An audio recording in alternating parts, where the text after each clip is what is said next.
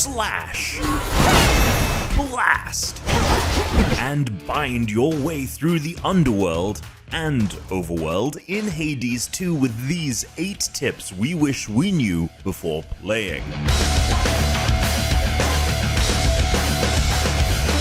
As you dive into each of Hades 2's runs, your primary goal is to keep the main character Melanoe in as decent shape as you can for as long as you can. When in doubt, invest toward her lifespan, whether that be picking a health upgrade room when available, buying health from Charon, choosing a health upgrade boon, etc. We have in-depth guides on all the ways to heal and upgrade Melanoe's health in the video's description. During a run, you'll at points have the option to pick up a boon from one of the gods that modifies your abilities.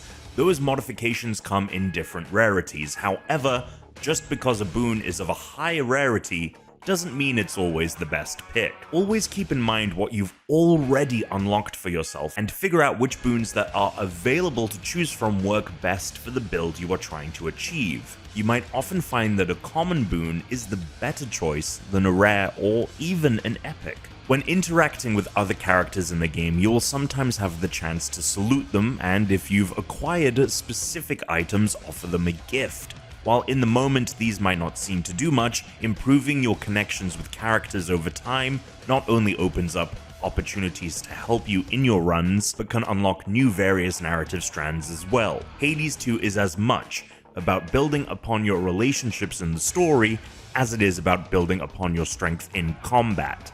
Similar to the first game, each run pulls from a limited pool of gods, with only 4 appearing during each of them. However, if you use a keepsake to guarantee the appearance of a god, they might be added as a 5th option on a run if they aren't a part of the randomly picked quad.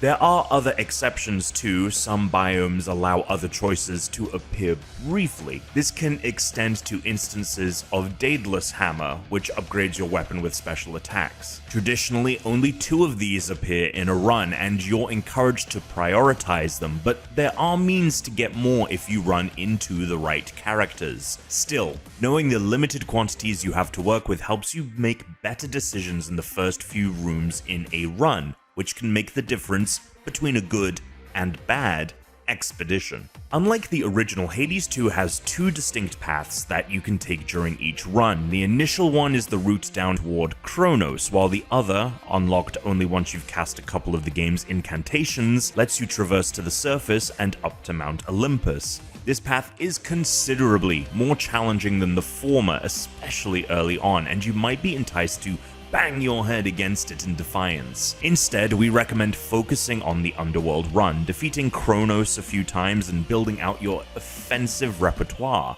through weapon upgrades and Arcana cards to better prepare you for the surface. It'll save you a bit of frustration and better prepare you for the challenges awaiting. While every system in Hades 2 is important for you to become stronger and survive longer, the Arcana cards would be in contention for the most important mechanic if we had to choose.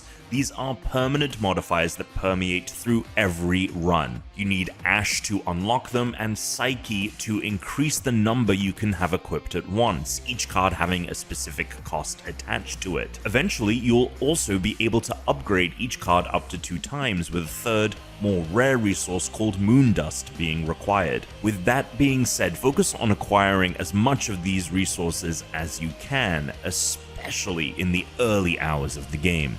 Another incredibly important system is incantations. Like Arcana cards, incantations allow you to permanently alter the state of the world and add important new tools, allies, powers, etc. to the game that are necessary to beat it. When you approach the cauldron in the center of the crossroads, it'll denote you incantations you have the resources for in green, while incantations in red mean you're missing key items in order to concoct them. These spells often offer game-changing upgrades, so while your main mission is to make it deeper into the game's biomes, it's just as important to keep an eye out for these vital resources. And remember, some items, such as nectar, serve numerous purposes, including being used for incantations, so make sure you are keeping in mind what concoctions you still have left to prepare before using those items for other means. Once you get into the thick of the game, each room will be filled with a host of different enemies that are trying to kill you in different ways. These attacks exist across a spectrum, from close-up melee to ranged damage directed at you from the edges of the screen. The real trick to Hades 2 is learning how to deal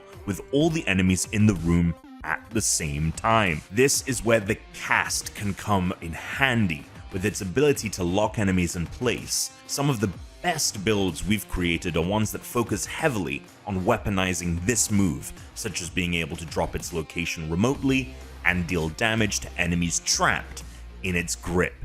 And those are 8 tips you should know before playing Hades 2.